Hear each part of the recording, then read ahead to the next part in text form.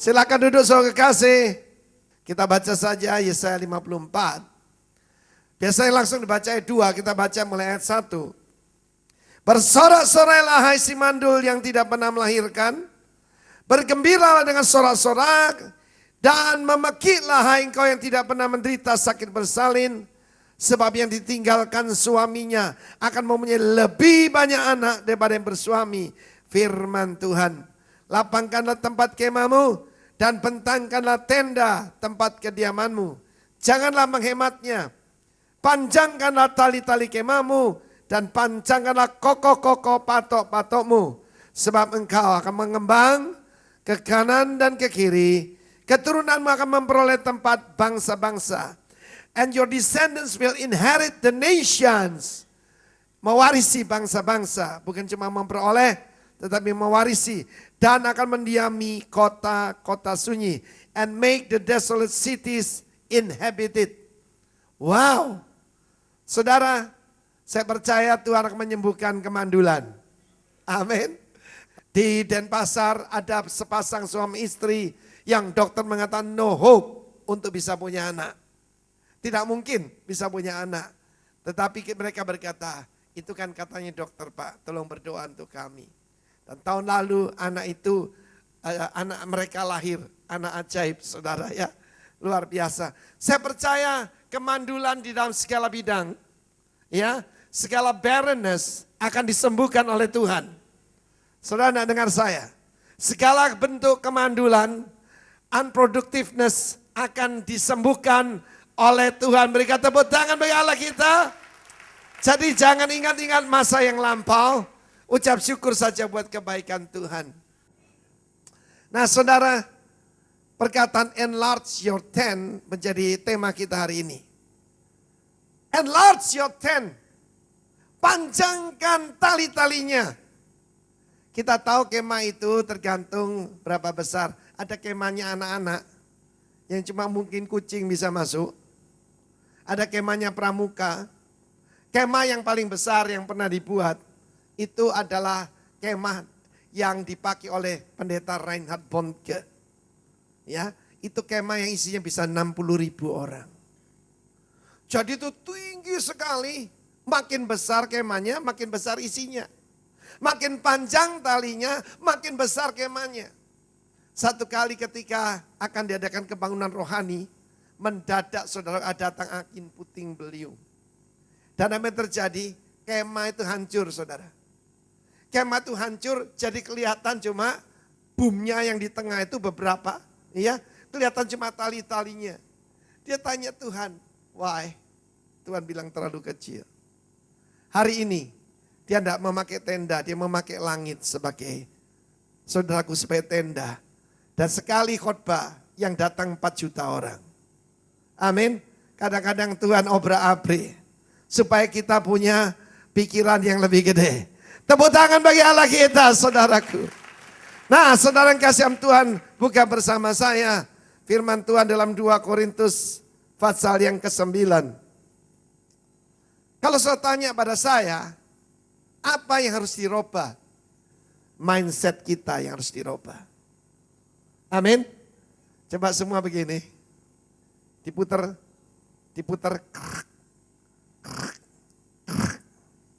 Ada beberapa mindset orang yang bekerja. Yang pertama, mental karyawan, employee.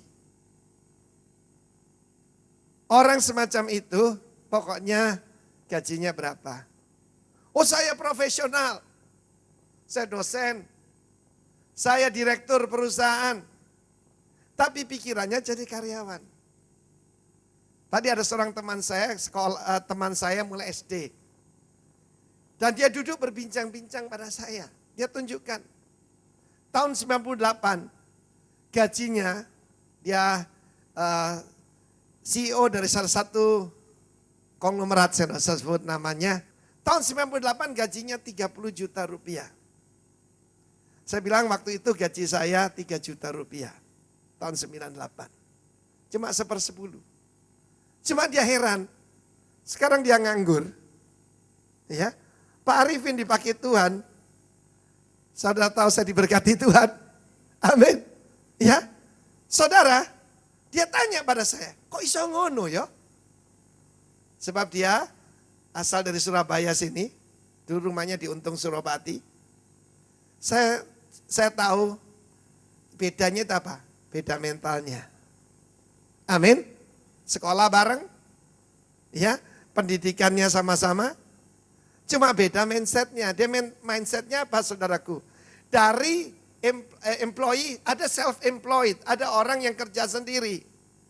Saya pernah saudaraku jadi manajer, punya mental manager, kerja sendiri tergantung saya. Saya ingat tahun 79 ketika saya bertobat, saya kan kerja sendiri. Kalau saya sakit ya enggak bisa dapat apa-apa.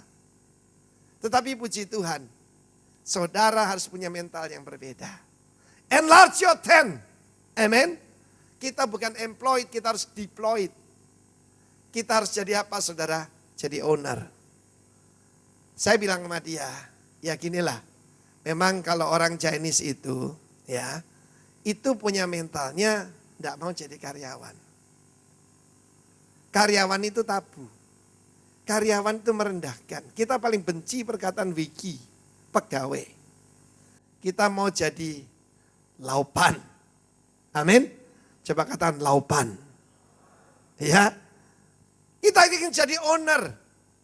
Tetapi itu setiap seed of greatness ada di dalam diri kita masing-masing. Amin. Di dalam diri kita. Yang satu mentalnya pokoknya jadi manajer, dapat fasilitas, gaji pasti. Tetapi saudaraku, kalau saudara ingin mengalami the year of expansion, mindset kita yang harus dirubah. Ada yang lebih tinggi, investor. Saudara sangat tunjukkan pada saudara bahwa God is the greatest investor. Dia menanam yang paling berharga dalam hidupnya itu putranya. Dia tanam. Dan sekarang dia punya putra begini banyak. Amin saudaraku. Saudara, kita harus tahu bahwa Tuhan, lihat Tuhan itu bukan cuma sebagai Allah, bukan cuma sebagai God, tetapi sebagai businessman. Dan dia adalah investor, bahkan entrepreneur. Yang tidak ada menjadi ada. Ya, bukan duitnya sendiri, duitnya kita lihat bagaimana Abraham itu dikasih negeri orang lain. Rumah yang dia tidak dirikan, sumber-sumber yang dia tidak gali, itu namanya grace and favor. Modalnya saudara dan saya itu berkatnya Tuhan, grace and favor. 2010 saya beri nama the year of expansion. Jadi semua begini.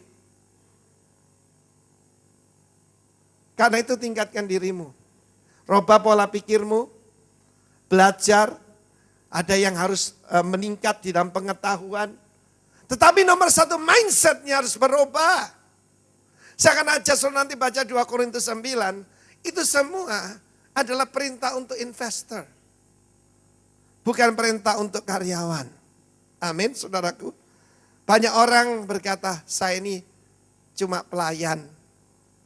Saya ini seorang hamba. Betul. Harus rendah hati. Ya. Tetapi saudara, Tuhan mau saudara dan saya menjadi penguasa. Katakan penguasa. Dominion. Karena itu kita tidak lihat sebagai threat, kita harus lihat sebagai kesempatan. Amin. Saudara tahu, tahun 2004 Cindy Jacob bernubuat. Tuhan akan membuat ikan-ikan di dunia ini pindah ke Indonesia. Terjadi saudara.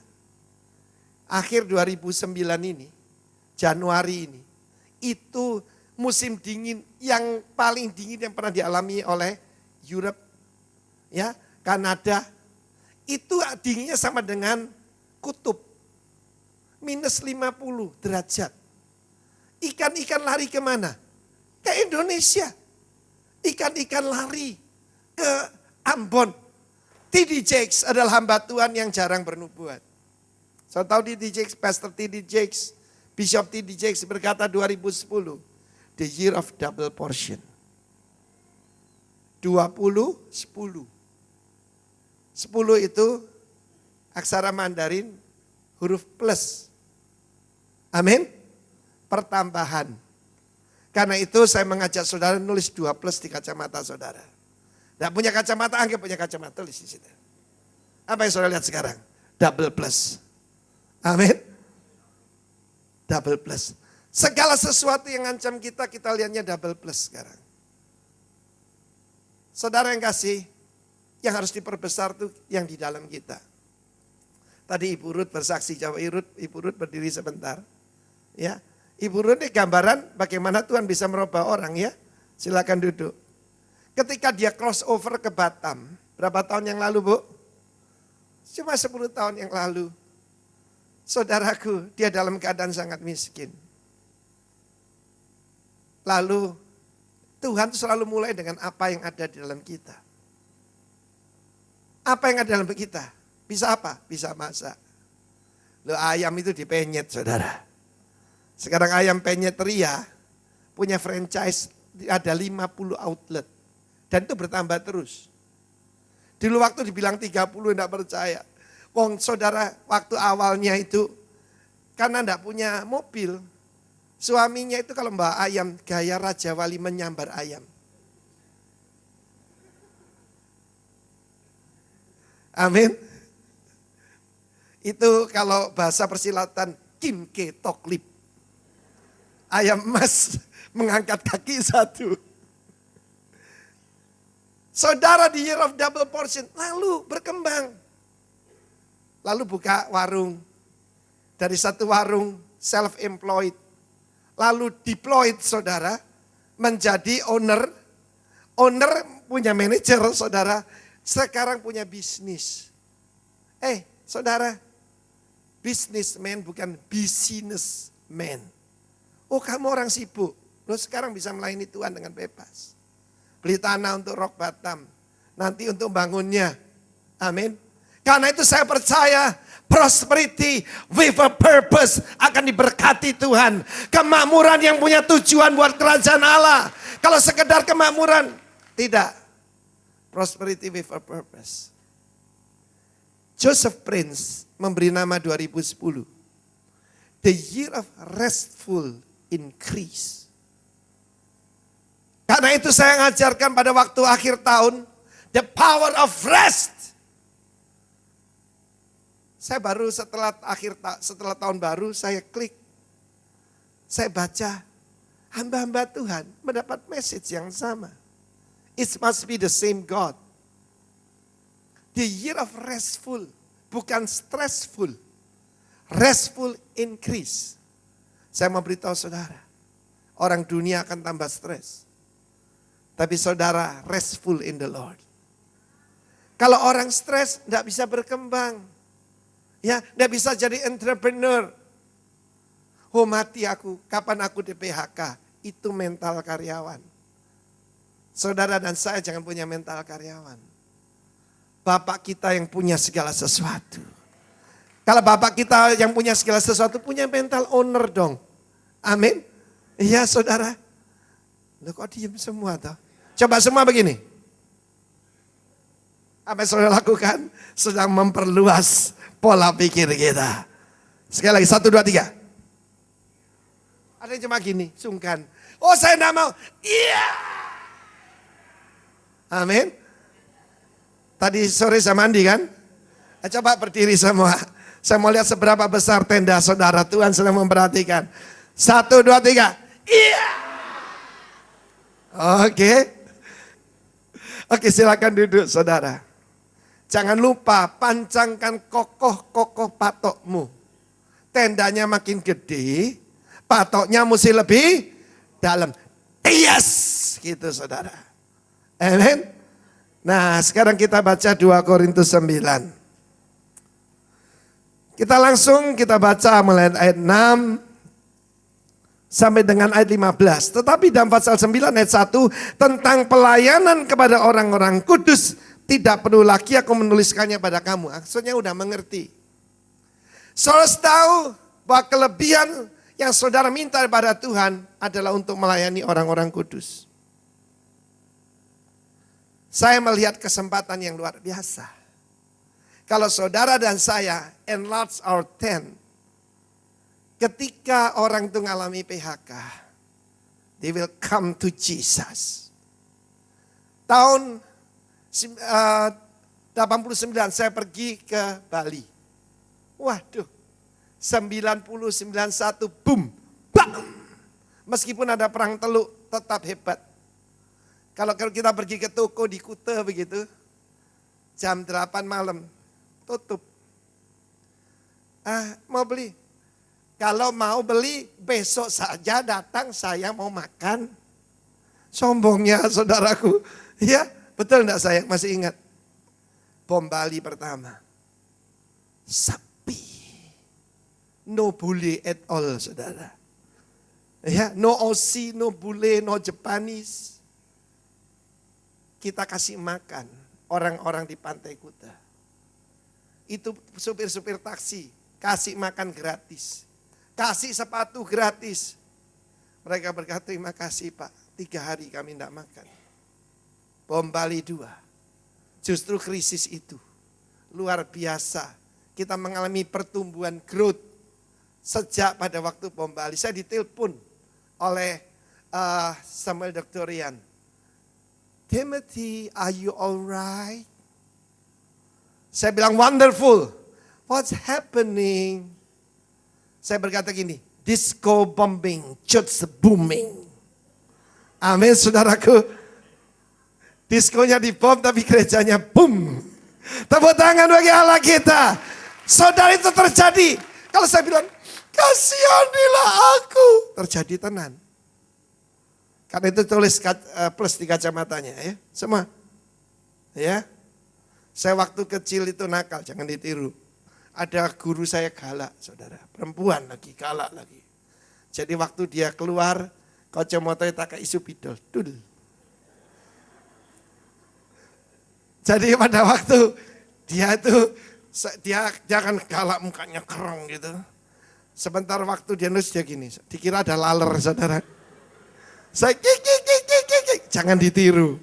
Tapi ini yang boleh tiru, saya gambar plus di matanya, semua. Amin. Haleluya. Loh betul saudara. Jadi saudara nomor 1 pola pikir kita dirubah. Jangan punya pola pikir manajer. Saya ingat Lukas 16 baca di rumah. Ada seorang manajer zaman dulu, steward. Tidak ada bahasa Inggris sekarang steward orang bingung. Asset manager. Amin. Asset manager itu dipecat gara-gara korupsi. Lalu dia berkata, inilah yang akan aku perbuat. Aku tahu apa yang aku perbuat. Dia ngerti the power of connection. Ya, dia berkata pada langganannya tuannya, lu utang berapa?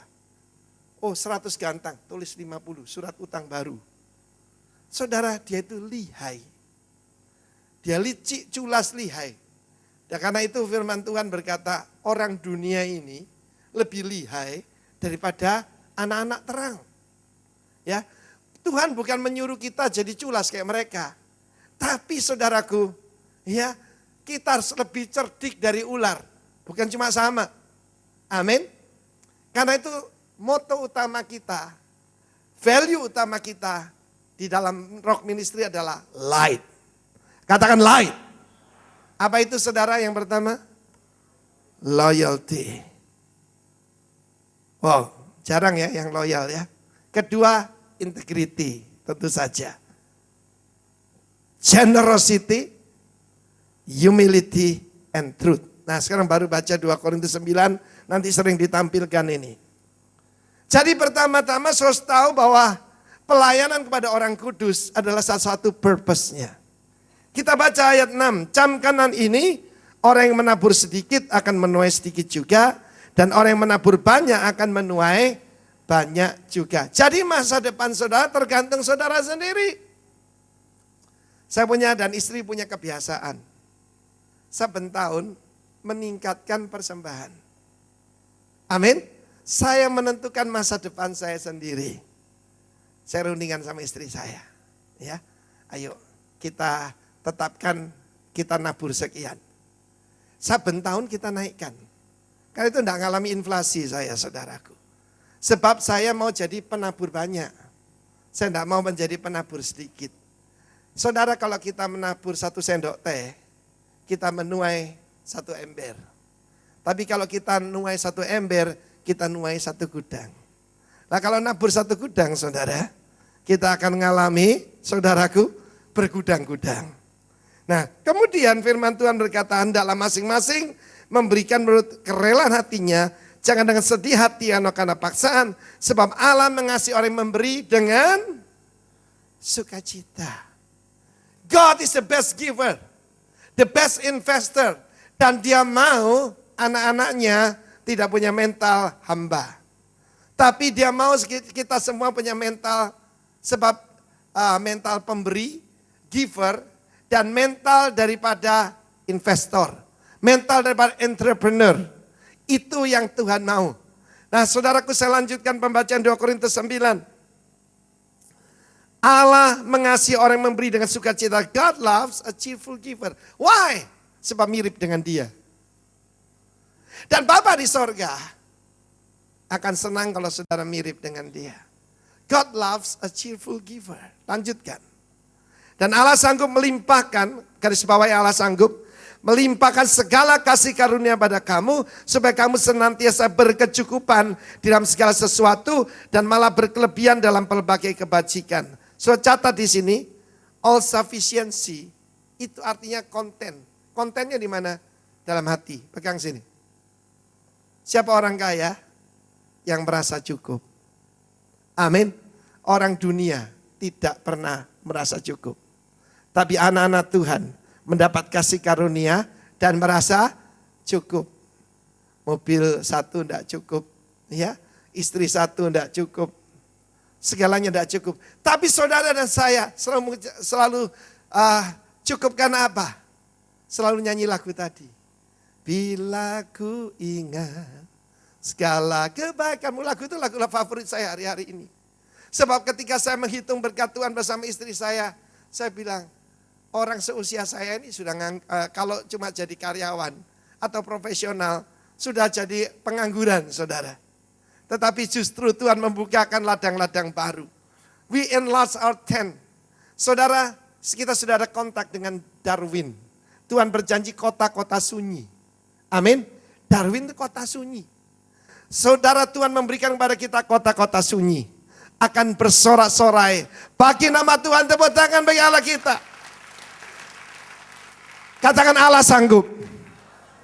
Allah sanggup melimpahkan segala kasih karunia. Supaya senantiasa kita konten. Kita merasa cukup. Dan malah berkelebihan dalam berbagai kebajikan. Saudara, perkataan kebajikan ini dalam bahasa Inggris. Saudaraku ya. In every good work. Nah, seperti ada tertulis, ia membagi-bagikan dan memberikan pada orang miskin, kebenarannya tetap untuk selama-lamanya. Mari saya sekali lagi mengajak saudara melihat Tuhan sebagai the best giver. Tuhan sebagai pemberi yang terbaik. Kuncinya ayat 10. Ia yang menyediakan benih bagi penabur dan roti untuk dimakan, ia juga menyediakan benih bagi kamu dan melipat gandakannya dan menumbuhkan buah-buah kebenaranmu. Saya terangkan bahasa Inggris. Now may he who supplies seed to the sower and bread for food. Terjemahan lain berkata for those who eat. Jadi ada dua golongan orang. Yang satu the eater, pemakan.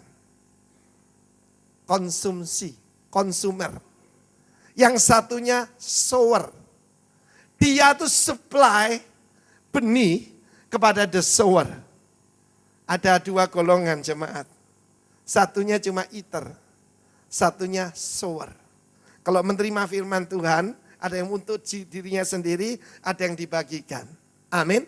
Dan perkataan supply ini menarik sekali saudara. Di dalam bahasa aslinya adalah epikoregeo. Saya terangkan sedikit.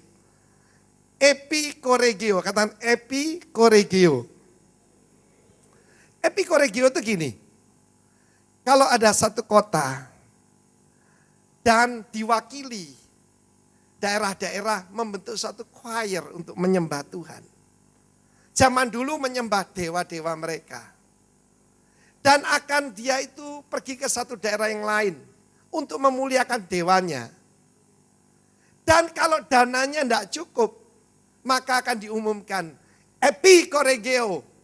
semua orang yang di kota itu mengeluarkan hartanya supaya mereka ini bisa pergi ke kota lain dan menaikkan puji-pujian bagi dewa mereka. Saya ulangi sekali lagi, kalau ada satu kota punya choir satu kota dan dana untuk mengutus mereka ini besar, maka kewajiban daripada orang-orang di kota itu untuk mengeluarkan dana bersama-sama supaya choir ini bisa tampil. Saya percaya gereja Tuhan itu seperti satu choir yang besar. Amin. Epikoregio. Tahun yang lalu, tahun yang lalu 2009, Bali mau kirim kontingen untuk pergi ke Samarinda, Pesparawi. Dan saudara, sudah dibentuk choir dari macam-macam gereja. Biasanya yang suaranya bagus tuh dari GPIB, HKBP gitu ya. Kalau GBI kurang-kurang lah kalau untuk choir. Tetapi dana yang dibutuhkan itu cukup banyak. Dananya 1 miliar saudara. Ya, dananya 1 miliar. Pemerintah daerah keluarkan sedikit sekali. Kalau acara seperti gitu, pemerintah daerah mestinya keluarkan dana. Yang lain diserahkan gereja. Keadaan lagi sulit. Kumpulkan 1 miliar. Tetapi apa yang terjadi? Kita bersatu. Ketika kita bersatu, dana 900 juta sekian, hampir 1 miliar. Tertutup semua. Dan siapa yang mengeluarkan dana paling besar? Ya, he who supply, ada selain epikoregio, ada koregio. Pemimpin choir itu sendiri. Pemimpin daripada choir kita adalah seorang pengusaha yang cinta Tuhan. Dan saudaraku, dia mengeluarkan dana paling gede. Dia mengeluarkan dana paling besar untuk supaya choir ini bisa berangkat. Nah saudaraku yang kasih Tuhan, itulah artinya supply itu tadi. Ternyata ada 2 golongan orang. Kalau kita menuai entah gandum atau buah atau apa saja, maka bisa kita makan. Kalau kita makan tidak kita tanam, kita akan kelaparan musim berikutnya. Zaman dulu tidak ada makanan yang diawetkan saudara. Tetapi diajarkan dalam firman Tuhan, jangan jadi eater, tapi jadi sower, jadilah penabur. Sekali lagi saya ulangi, saudara mau menentukan masa depan saudara paling gampang adalah dengan menaikkan persembahan Anda sendiri. Saya melakukannya, karena itu teman saya tadi heran. Kamu ini hidupnya makin lama makin enak. Saya ini direktur, sekarang ini nganggur. Itu tadi, beda pola pikir. Ayo semua begini. Kacamatanya kasih angka plus. Amin. Jangan gini loh saudaraku. Nah Surabaya ini ya apa? Orang kalau begini saudara, lihat apa-apa. Waduh, soro, susah. Enggak saudara. Anak Tuhan itu bukan cuma positif, super positif. Amin saudara. Oh luar biasa saudara. He will supply. Dia akan menyediakan. Luar biasa. Jadi sekali lagi saudara, jangan punya mental cuma karyawan. Meningkat ya. Meningkat jadi investor. Kita baca selanjutnya. Dia akan menyediakan benih bagi kamu. Ini koregio. Dan melipat gandakannya dan menumbuhkan buah-buah kebenaranmu.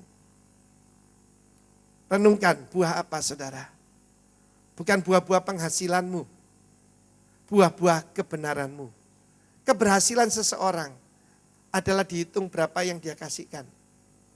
Bukan apa yang dia kumpulkan. Sebab firman Allah mencatat, orang fasik akan disuruh mengumpulkan dan menimbun. Ya, untuk diserahkan pada orang yang berkenan pada Tuhan. Kamu akan diperkaya dalam segala macam apa? Kemurahan hati. Wow. Itu namanya prosperity with a purpose. Saya ketemu dengan banyak orang yang sangat murah hati. Tapi saya juga ketemu dengan banyak orang yang punya banyak barang. Tapi pelitnya luar biasa. Kalau memberi ala kadar saja. Tetapi rupanya Alkitab menyamakan antara prosperity dengan sifat.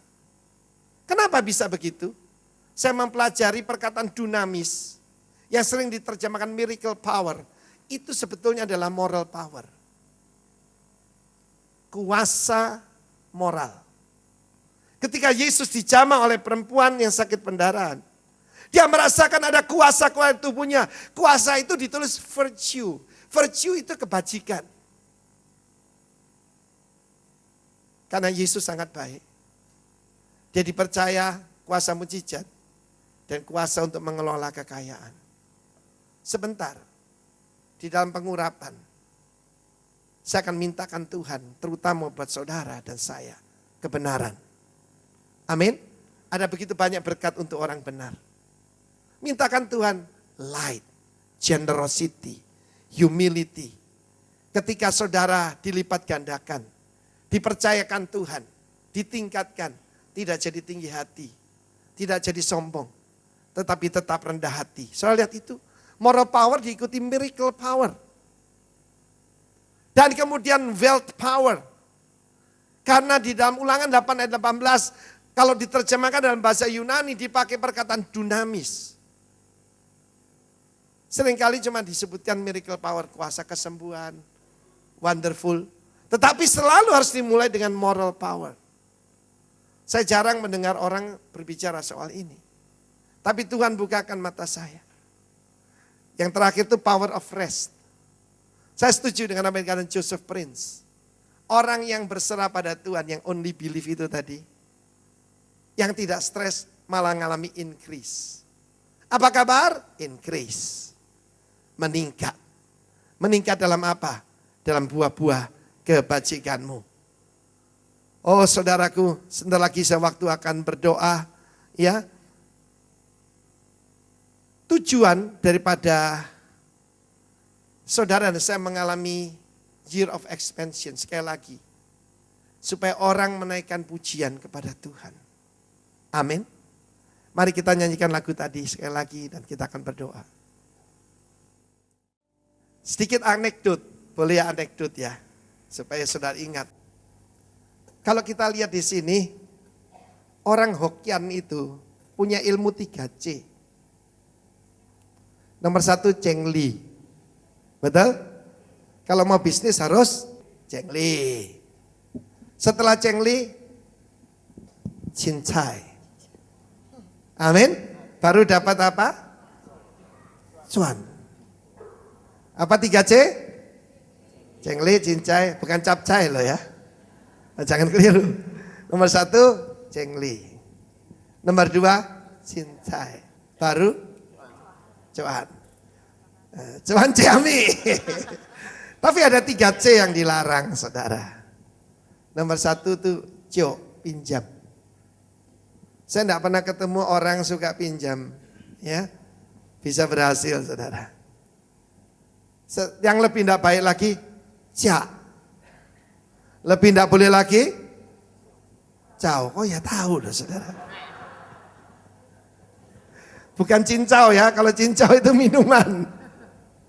Jadi jangan pernah ciok. Sebab Tuhan berjanji, engkau tidak akan meminjam, engkau akan meminjamkan. Mari kita rubah pola pikir kita. Kita bukan lagi pemakan, bukan konsumen, kita distributor. Siapa mau jadi distributor berkata Allah? Amin. Apa 3C tadi? Nomor 1, Cheng Li, Chin Cai, Cuan. Amin. Kalau Cuan kok senang semua, ayo bangkit berdiri.